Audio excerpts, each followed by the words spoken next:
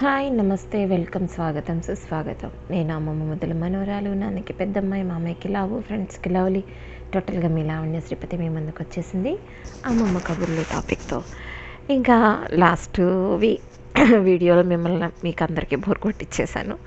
So ఇప్పుడు ఏం చేస్తానంటే, సో 5th క్లాస్ వరకు నాకు గుర్తున్నవన్నీ నేను మీకు ఆల్మోస్ట్ అన్నీ చెప్పేశానండి. ఇంకేమన్నా ఇన్ జనరల్ గుర్తు రాకపోతే నెక్స్ట్ ఎప్పుడన్నా చూస్తాను. నేను ఇంకా 6th నుంచి 9th క్లాస్ వరకు మా నాన్నగారి దగ్గర చదువుకున్నాను. 4 ఇయర్స్ అనమాట. సో ఆ 4 ఇయర్స్ విశేషాలు ఇప్పుడు నేను మీకు చెప్తాను.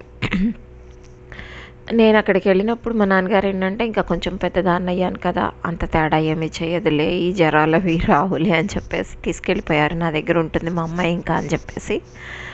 అయితే ఏంటంటే, నాకు చిన్నప్పటి నుంచి కూడా అమ్మమ్మ దగ్గర పెరిగేదని కదండి, కొంచెం ఎలా ఉండేదంటే, ఆవిడ ఎక్కువ తనతో తీసుకెళ్ళి తనతో తీసుకొచ్చేది. తర్వాత అన్నీ నేర్పడం అయితే నేర్పింది. అంటే చిన్న చిన్న పనులు అన్నీ నేర్పలేదు. అన్నీ అంటే బయటికి వెళ్ళడం, రావడం, ఎట్లాగ నడవాలి ఏంటి, ఇట్లాంటివి చిన్న చిన్న విషయాలు. అంటే రోడ్ మీద మేము ఈ రోజుకి కూడా మామూలుగా నడిచినా కూడా కాస్త దూరమైనా కానీ లెఫ్ట్ సైడే నడుస్తాం, మాకు అది అలవాటు. సో ఇవన్నీ మా అమ్మమ్మ దగ్గర నుంచే వచ్చాయి. మా అమ్మమ్మ ఏం చదువుకుందని అడుగుతారేమో, 5th క్లాస్ చదువుకుంది. కానీ లాయర్లు కూడా ఆవిడతో వాదించడానికి సరిపోరనమాట, అంత సూపర్గా వాదిస్తుంది. ఇంకొక విషయం ఇక్కడ చెప్పాలి ఏంటంటే, మా అమ్మమ్మ తాతయ్య భోజనం దగ్గర కూర్చున్నప్పుడు, అంటే తాతయ్యతో పాటు మాకు పెట్టేసేది మా అమ్మమ్మ. అంటే ఎవరు లేనప్పుడు చెప్తున్నాను, నేను మా తమ్ముడు వీళ్ళ వరకు ఉన్నప్పుడు, వేరే చుట్టాలు ఎవరు లేనప్పుడు. ఆ తర్వాత అమ్మమ్మ, నారాయణ మావయ్య తినేవాళ్ళు. అది ఎప్పుడు తాతయ్య రిటైర్ అయిపోయిన తర్వాత సంగతి.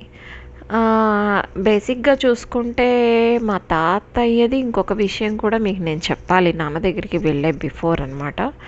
ఆయన వాలంటరీ రిటైర్మెంట్ తీసేసుకున్నారండి. నేను 6th చదివే లోపే, 6th వచ్చే లోపే. ఎందుకనంటే ఆ టైంలో ఏంటంటే ఉన్నట్టుండి మా తాతగారు 6 పైన ఉండేవాళ్ళు, 6 feet పైన ఉండేవాళ్ళు. అంటే సరిగ్గా నాకు తెలీదు. సో 6 feet పైన అయితే ఉండేవాళ్ళు, చాలా పొడుగ్గా ఉండేవాళ్ళు.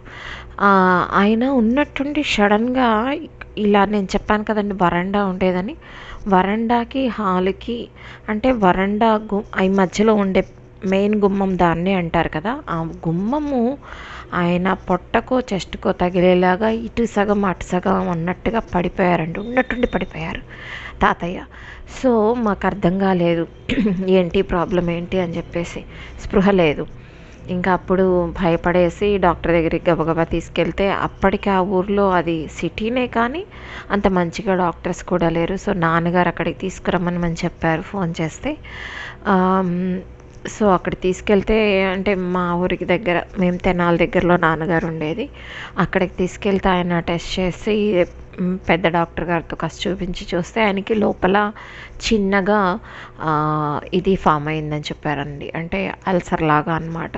మా తాతయ్యకి ఏం అలవాటు ఉండేదంటే పచ్చిమిరపకాయలు. అమ్మమ్మ కొంచెం పిల్లలమందరం తినేవాళ్ళం. చాలామంది మా ఇంట్లో కారం తక్కువ తింటారు, ఎక్కువ మంది పిల్లలు ఉంటారు. ఈ రీజన్తో ఏంటంటే మా రావుడు మావయ్య తప్ప ఎవరు కారం తినరు. కోర్స్ మా తాతయ్య తినేవాళ్ళు, ఆయనకి ఏంటంటే ఎండు కారం ఇష్టం ఉండదు. సో అందుకని కొంచెం కారాలు తక్కువే వేసేది. అల్లం పచ్చిమిర్చి పేస్టే వేసేది. నాకు ఈ రోజుకి మ్యాక్సిమం అదే అలవాటు, ఫ్రైస్లో వాటిలో తప్ప అల్లం పచ్చిమిర్చి పేస్టే ఎక్కువ వాడతాను నేను.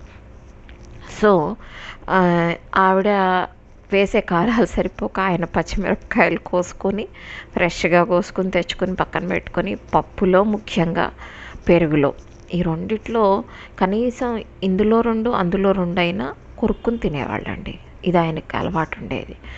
మరీ అలాగా మార్నింగ్ 4 ఈవినింగ్ 4 అలా ఆయన తింటూ ఉండేసరికి అది కొంచెం తేడా చేసింది ఆయనకి. సో అట్లా పడిపోయారనమాట. దానివల్ల సర్జరీ చేయాలి అని అప్పట్లోనే అనంటే, నాకు సర్జరీ వద్దంటే వద్దు, నాకు అస్సలు ఇష్టం లేదు అని చెప్పేసి మా తాతయ్య మొండి పట్టారు. ఎంత చెప్పినా వినలేదన్నమాట.